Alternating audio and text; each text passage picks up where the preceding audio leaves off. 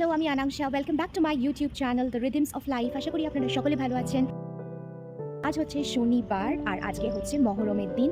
So আজকে মহরম মানেই হচ্ছে ছুটি। তো হাজব্যান্ড বাড়িতে আছে আর ঘুম থেকে উঠেই মনটা জাস্ট ভালো হয়ে গেল, কারণ আজকে দিনটা শুরুই হয়েছে বৃষ্টি দিয়ে আর বেশ মেঘলা মেঘলা একটা ওয়েদার, আইডিয়াল ওয়েদার ফর খিচুড়ি। তো যাই হোক, সকালে শনি রবিবার আদির সুইমিং ক্লাসেস থাকে, তো সকাল থেকেই ব্লগ করতে পারিনি, তো তাই ব্লগটা স্টার্ট করলাম এখন থেকে। এখন বাজে হচ্ছে সকাল 9টা আর আমরা রেডি হয়ে আদিকে করাতে নিয়ে এসেছি সুইমিং। তো সুইমিংয়ের পরে বাড়িতে গিয়ে ব্রেকফাস্ট করব। দেখুন কি সুন্দর লাগছে না চারিদিকটা, বৃষ্টি পড়ে যেন গাছগুলো আরও সবুজ হয়ে গেছে। তো এবার এই যে আমরা পৌঁছে গেছি সুইমিংয়ের জায়গায়, তো যেখানে ওর সুইমিং হয় এটা হচ্ছে হলদিয়াতেই সিপিটির একটা নিজস্ব সুইমিং এরিয়া। তো ক্যালকাটা পোর্ট ট্রাস্ট, সিপিটি হচ্ছে ক্যালকাটা পোর্ট ট্রাস্ট, তো এদেরই হচ্ছে সুইমিং ক্লাবটা। তো আজকে বৃষ্টির দিনে সুইমিং পুলটা বেশ ভর্তি জল আর চারিদিকটা দেখুন কি সুন্দর গ্রিন, আর বেশ কিছু গাছপালাও পড়েছে, ঝড়েতে পড়েছে না কেটে দিয়েছে জানি না। এই যে ওয়ার্ম আপ করছে, স্যার ওকে দৌড়তে বলেছে, ও হাঁটছে।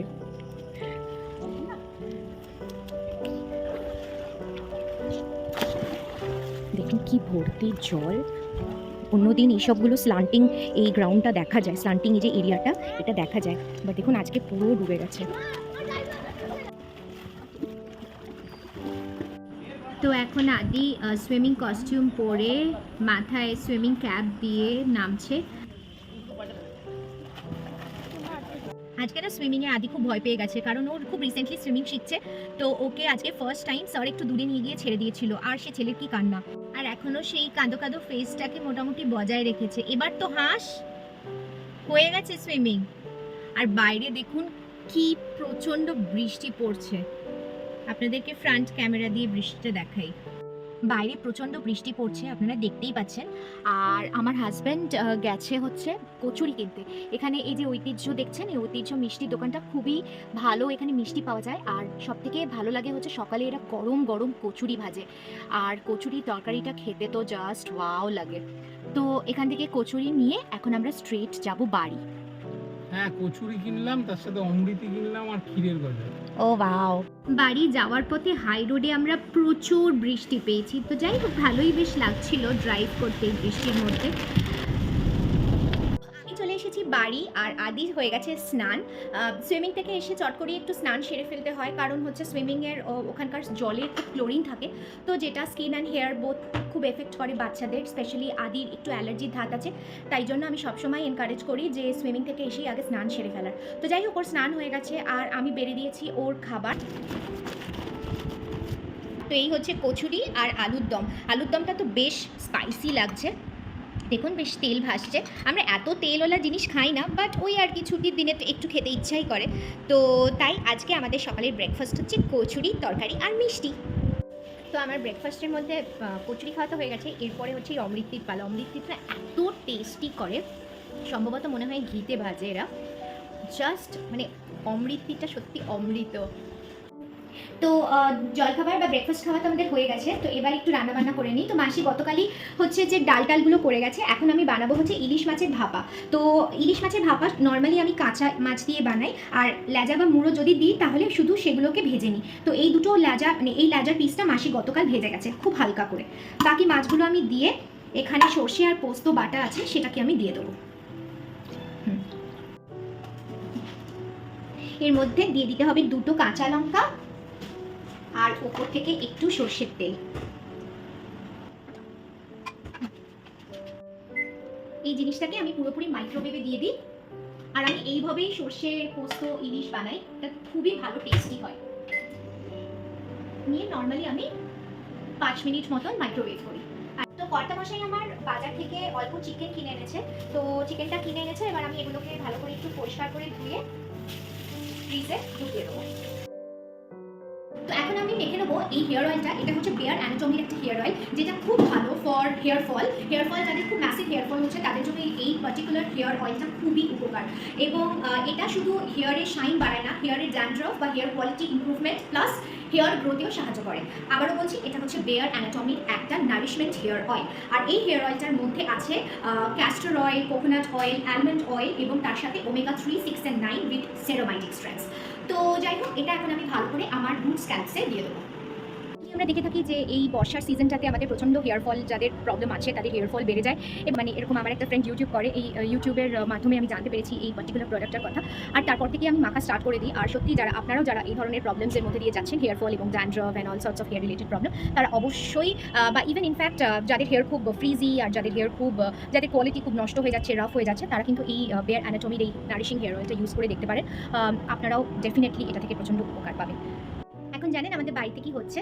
এখন আমাদের বাড়িতে ক্রিকেট খেলা হচ্ছে। তো এটা হচ্ছে আদির আর আদির বাবার ছুটির দিনের একটা ম্যান্ডেটরি রুটিন। এই যে ফাইনালি আমার ইলিশ ভাপা রেডি। তো বেশ ভালোই হয়েছে। এটা আপনি অবশ্যই গ্যাসে করতে পারেন, কোনো টিফিন বক্সের মধ্যে যেরকম আমরা নর্মালি ভাপা করে থাকি সেইভাবে, বাট একই টেস্ট কিন্তু মাইক্রোওয়েভে এইভাবে করলেও হয়। তো ফাইনালি দুপুরের লাঞ্চে থাকছে ভাত, আলু কাঁকরোল ভাজা, মুগ ডাল এবং ইলিশ ভাপা। ফ্রেন্ডস, এখন বাজে হচ্ছে সন্ধ্যে 6টা, আর দুপুরবেলা খাওয়া দাওয়ার পরে আমরা সবাই মিলে দিয়েছিলাম একটা জম্পেশ ঘুম। কারণ ছুটির দিনে এটাই হচ্ছে, আমরা সারা সপ্তাহের অপেক্ষায় থাকি যে একটা দিন ছুটি পাবো আর দুপুরবেলা একটু ঘুমোবো। তো যথারীতি আজ সকালবেলা সুইমিং ক্লাস থাকে, আজকাল দুটো দিনই, শনিবার রোববার দুটো দিনই, তো সেই কারণে সকালেও ঘুমটা হয় না। তাই দুপুরে আমরা খেতে বেশ একটা টানা ঘুম দিই। তো ঘুমটুম দিয়ে তো চোখ ফোক খুলে গেছে। তো যাই হোক, কর্তামশাই বলেছে যে একটা কড়া করে চা বানাতে। দুদিনই হচ্ছে আমাদের দুজনের একসাথে সন্ধ্যাবেলায় বসে চা খাওয়ার দিন। তো এখন আমাকে যেতে হবে আর বানিয়ে ফেলতে হবে একটা কারাক্সি চায়, আর তার আগে সেরে ফেলতে হবে সন্ধে দেওয়ার কাজটা। তো আমার সন্ধে দেওয়া হয়ে গেছে, আর এরপরে আমি চললাম চা বানাতে। তো আমার সন্ধে দেওয়া আর চা বানানো ডান, আর এবার কর্তামশাইকে ডেকে দুজনে মিলে একসাথে চা খাওয়ার পালা।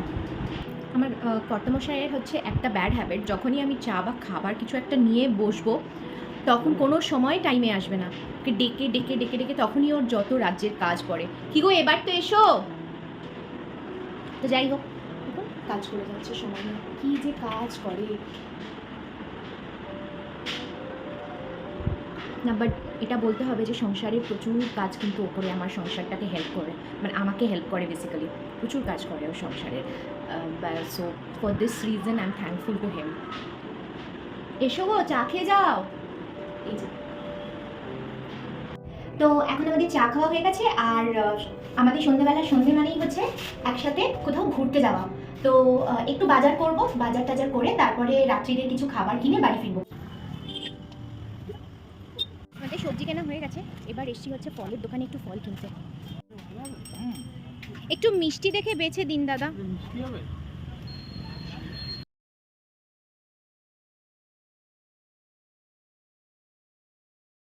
তো আমাদের এখন ফল কেনা হয়ে গেছে, তো এবার আমরা যাচ্ছি